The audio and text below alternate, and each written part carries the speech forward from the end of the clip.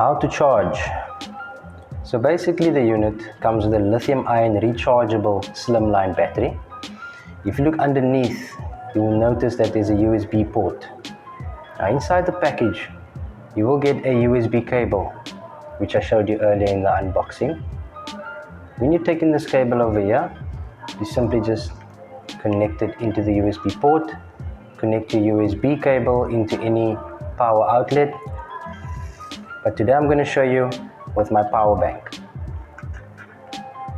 Once connecting into the power bank, you then start to see on the top right corner, the machine will start to charge. And if you disconnect the cable and keeping the button on top, you'll notice on the top left corner your battery life.